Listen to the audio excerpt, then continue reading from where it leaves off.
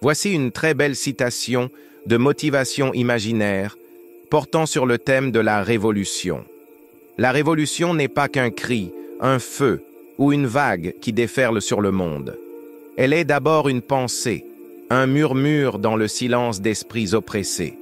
Elle germe dans le cœur des individus, nourrie par l'injustice, arrosée par l'indifférence et éclairée par le désir brûlant d'un avenir différent. Chaque révolution naît d'un regard échangé entre deux êtres, d'une colère partagée, d'un rêve collectif qui refuse de s'éteindre. Elle est le souffle qui renverse les murs, l'élan qui ébranle les trônes, mais aussi l'énergie fragile qui doit se transformer en une force constructive, sans quoi elle se condamne à se consumer dans son propre brasier. Les révolutions, comme les étoiles, naissent dans le chaos. Mais ce qui les définit, ce n'est pas l'éclat de leur explosion, c'est la lumière qu'elles laissent derrière elles. Pourtant, chaque révolution est un chemin semé d'incertitudes.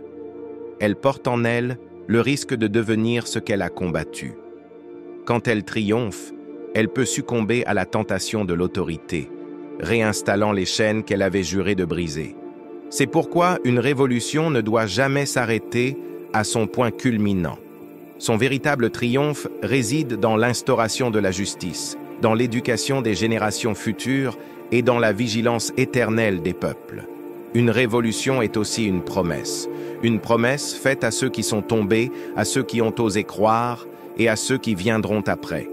Elle est une leçon d'histoire écrite dans le sang et l'espoir, rappelant que rien n'est immuable, que tout pouvoir peut être contesté, et que l'humanité porte en elle la capacité infinie de se réinventer.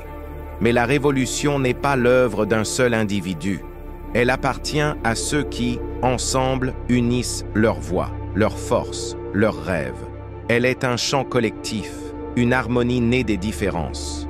Elle n'appelle pas seulement à la destruction de l'ancien, mais à la construction d'un avenir où la dignité humaine n'est plus un privilège, mais un droit universel. En définitive, la révolution n'est pas une fin, mais un commencement.